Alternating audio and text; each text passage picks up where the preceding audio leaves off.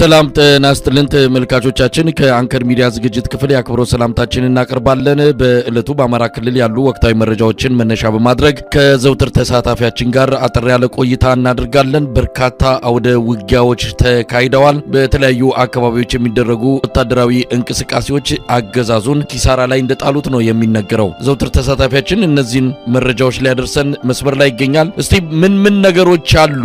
በትላንትናው ዕለት እንደዚሁ ሰፋ ባለ መልኩ የሚደረጉ እንቅስቃሴዎችን በመረጃ ደረጃ አድርሰን ነበር። ዛሬም በበርካታ አካባቢዎች ናቸው እንደምንሰማው ጎንደር፣ ጎጃም፣ ወሎ፣ ሸዋ ሁሉም አካባቢዎች የህልውና ተጋድሎ ተጠናክሮ ነው እየተካሄደ ያለው። እስቲ በዝርዝር ካንተ እንስማ።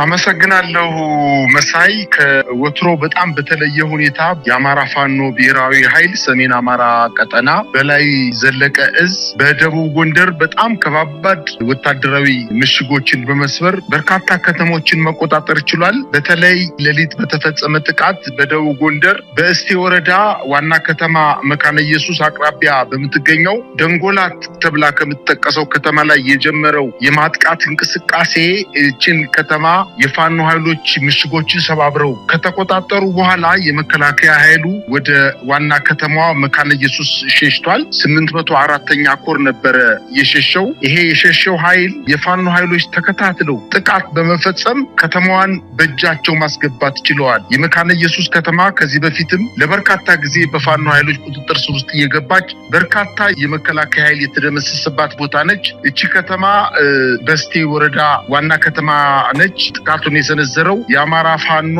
ሰሜን አማራ ቀጠና በላይ ዘለቀ እዝ እስቴ ዳንሳ ብርጌድ በፈጸሙት ከፍተኛ ማጥቃት የሜጀር ጄኔራል ዋንታ አባተ አንደኛ ኮርና ጉና ክፍለ ጦር በጋራ በፈጸሙት የማጥቃት እንቅስቃሴ በርካታ የመከላከያ ኃይል እንደተገደለ፣ በርካቶቹ እጅ እንደሰጡ እንዲሁም እነሱን ሲያግዟቸው የነበሩ የሚኒሻ፣ የፖሊስ፣ የአድማ ብተና ኃይሎች መደምሰሳቸውን በተለይ ከምሽግ ተበትኖ የሸሸው የአገዛዙ ጦርን ተከትሎ በማጥቃት በመካነ ኢየሱስ ከተማ በተደረገው ውጊያ እንዲሁም በደጎላት ተብሎ በሚጠቀሰው ወታደራዊ ምሽግ 3 ወታደራዊ ምሽጎችን ሰብረው ከገቡ በኋላ በእነዚህ 3 ምሽጎች ከ120 በላይ የአገዛዙ ጦር ሙትና ቁስለኛ መደረጉን በአጠቃላይ ይሄ ኃይል ተበትኖ ወደ ደብረታቦር እና ወደ ወረታ እንዲሁም ወደ አንበሳሜ ከተማ የሸሸ መሆኑና ሙሉ በሙሉ በፋኖ ቁጥጥር ስር ከተማዋ መግባቷ ታውቋል። በከተማዋ ላይ በተደረገው ውጊያ የፋኖ ቤተሰቦች ናቸው ተብሎ ታስሮ የነበሩ፣ ፋኖን ትደግፋላችሁ ተብሎ የነበሩ፣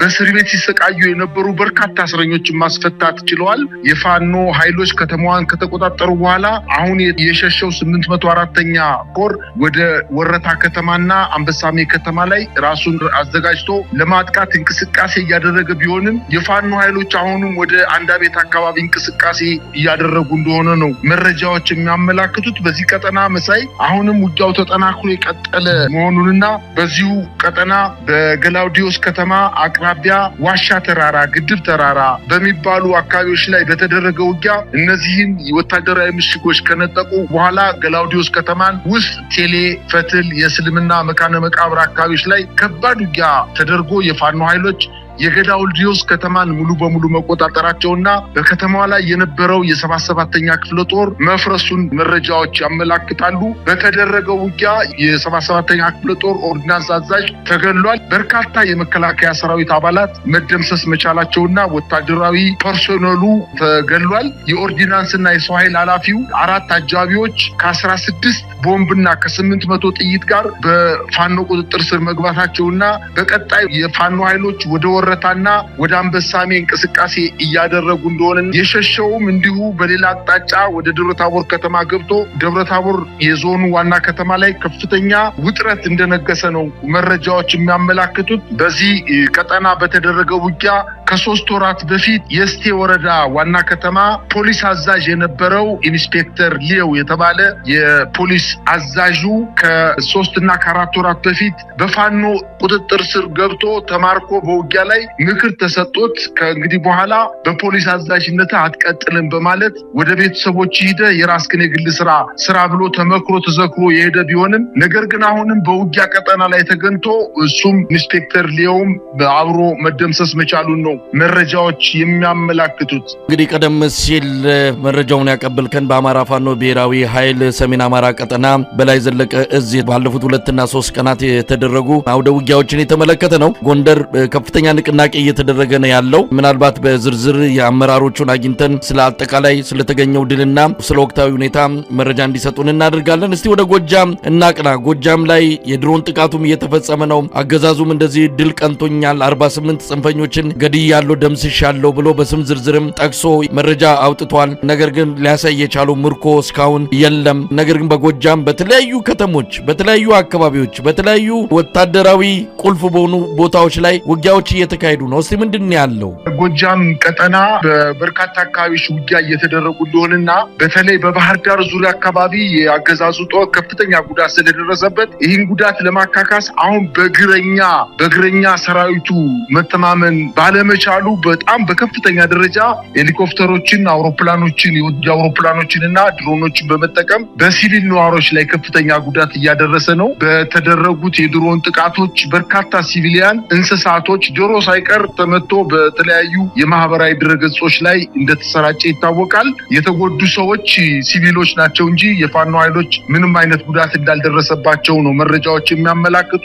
ዛሬ በመሃል ጎጃም የአማራ ፋኖ ብሔራዊ ኃይል ምዕራብ አማራ ቀጠና ቴዎድሮስ እዝ የጓጉሳ ብርጌድ እና የጉያ ገረመው ሻለቃ በጋራ በፈጸሙት ማጥቃት የጎጃሟን ግምጃ ቤት ከተማን ተቆጣጥረዋታል። በከተማዋ መሽጎ የነበረው ኃይል ተመቶ ወደ ዳንግላና ኮሶቨር መሸሸት መቻሉና ግምጃ ቤት ማርያምን ሙሉ በሙሉ በፋኖ ቁጥጥር ስር መግባቷን ተከትሎ ወደ ቻግኒ የሚወስደውና ወደ ፓቡ የሚወስደው መንገድ መዘጋቱን ለማወቅ ተችሏል። እቺ ከተማ ሁለተኛ አማራጭ መንገድ ከኮሶቨር ቻግኒ ሳይሆን ከግምጃ ቤት ማርያም ሌላ አቋራጭ መንገድ ያላትና በጣም ወታደራዊ ጠቀሜታዋ ከፍተኛ የሆነ ከተማ መሆኗ ይታወቃል። እቺ ከተማ ላይ እንግዲህ የፋኖ ኃይሎች ከተማዋን ተቆጣጥረው ወደ ኮሶቨር አቅራቢያ ጥቃት መጀመራቸውንና በኮሶቨር ዙሪያም አሁን ከፍተኛ ውጊያ እየተደረገ እንደሆነ ለማወቅ ተችሏል። በአንዳንድ ቀጠናዎችም እንዲሁ በቡሬ አካባቢ ቁጭ ከተያዘች በኋላ ወደ ሽንዲ አካባቢ አሁንም ውጊያዎች እየተደረጉ እንደሆነና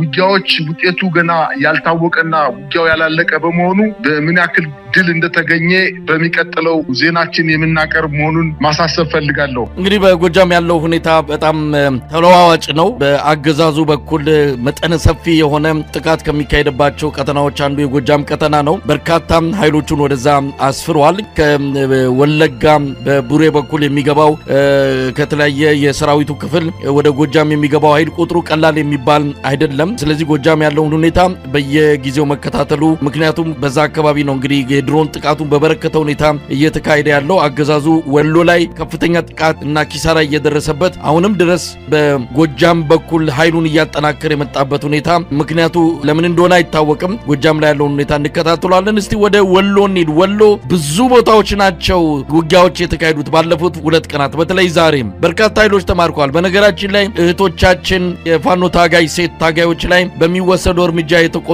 አንዳንድ የአማራ ተወላጆች ምርኮኞችን በተመለከተ ፋኖ ምህረት ሊያደርግላቸው አይገባም የሚል ቅስቀሳ ያደርጋሉ። ነገር ግን የፋኖ መሪዎች ምን ያህል ላቅ ያለ ቦታ ላይ እንደደረሱ በአመለካከትም በአስተሳሰብም ነገሮችን በተለያየ መልኩ ሀገራዊ በሆነ መልኩ እንደሚያዩ የሚያረጋግጠው ይሄ ሁሉ እየተፈጸመባቸው ሁሉ ግፍ በአገዛዙ በኩል እየተፈጸመ፣ ነገር ግን ለምርኮኞች ያላቸው አያያዝ አሁንም እንደ ቀድሞ ነው። አይዟችሁ፣ አትፍሩ፣ ወደ ፈለጋችሁ ትሄዳላችሁ፣ ከፈለጋችሁ ወደ ቀይ መስቀል፣ ከፈለጋችሁም ወደ ቤተሰቦቻችሁ እንሸኛችኋለን የሚል መልእክት ነው ከፋኖ አመራሮች እየሰሙ ያሉት። ለማንኛውም ወሎ ያለው ሁኔታ ምን ይመስላል? መሳይ፣ በወሎ አሁንም የመከላከያ ኃይሉ በተለያዩ ቦታዎች ላይ ከዚህ በፊት የተነጠቃቸውን በዘመቻ አደማሊ አባናደው የተነጠቃቸውን ቦታዎች ለመቆጣጠር ያለ የሌላ ኃይሉን ይዞ ወደ ወሎ ገብቶ ከፍተኛ የማጥቃት እንቅስቃሴ እያደረገ ቢሆንም ነገር ግን ከፍተኛ ክሳራ እየደረሰበት በአንዳንድ ቦታ ላይም ካሁን በፊት ተይዘው የማያውቁ ቀበሌዎች፣ ተራሮች፣ ወንዞች፣ ሸንተረሮች እየተያዙ ከተሞችም እየተያዙ እንደሆነ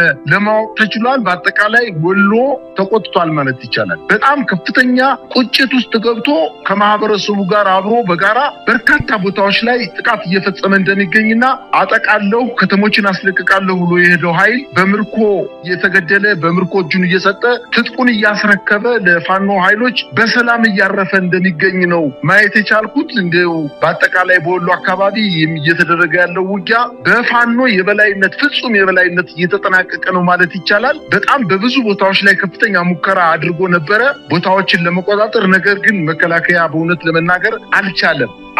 ያለ የሌለ ኃይሉን ይዞ ገብቶ ነበረ፣ አልቻለም። አሁን በዛሬው ዕለት የአማራ ፋኖ ብሔራዊ ኃይል ምስራቅ አማራ ቀጠና ሚኒሊክ ዕዝ ምስራቅ አማራ ኮር 2 የልጅ ኢያሱ ኮር በስሪንቃ አካባቢ የመጣውን የአገዛዙን ጦር ይሄ ስሪንቃን ለመቆጣጠር ከወልዲያ ከተማ ነበር የተነሳው የኃይል። ነገር ግን ተመቶ ወደ ወልዲያ ተመልሶ እንዲሄድ ነው የተደረገው። ስሪንቃ ከተማ በቅርብ ርቀት ነው ከወልዲያ የምትገኘው። ነገር ግን ከወልዲያ ከተማ መውጣት ያልቻለው የአገዛዙ ጦር በጣም በርካታ ኃይል ይዞ ከወልዲያ አስከፍቶ ስሪንቃን ከተማ ለመቆጣጠር ጥረት ያደረገ ቢሆንም አልቻለም። በሌላ አቅጣጫ ደግሞ እንዲሁ በሀብሩ ወረዳ ውርጌሳ ላይ አሁንም ከባድ ጦርነት እየተደረገ ሲሆን ራስ አሊ ክፍለ ጦርና ራምቦ ክፍለ ጦሮች በጋራ በመሆን በውርጌሳ ተራራማ ቦታ ላይ የሚገኘውን የ11ኛ ዕዝ በርካታውን ገለውታል ማለት ይቻላል። እንግዲህ የ11ኛ ዕዝ ክፍለ ጦር ከዚህ በፊትም በርካታ ቦታዎች ላይ ወደ ግዳጅ እየሄደ ኃይሉ የተመናመነበት እንደሆነና ምናልባትም በሻለቃና በሻምበል ደረጃ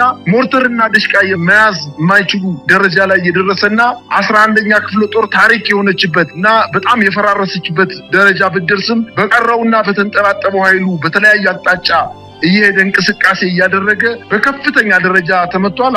አሁን በጠቀስኩልህ ውርጌሳ ተራራማ ቦታዎች ላይ ከ30 በላይ የመከላከያ ሰራዊት የተማረከ ሲሆን 45 ክላሽ በፋኖ ቁጥጥር ስር መግባቱንና ትጥቁ የመከላከያ ትጥቅ 42 ትጥቅ መገኘቱን ከ74 በላይ ቦምቦች መማረካቸውና የብሬን ተተኳሾች 1400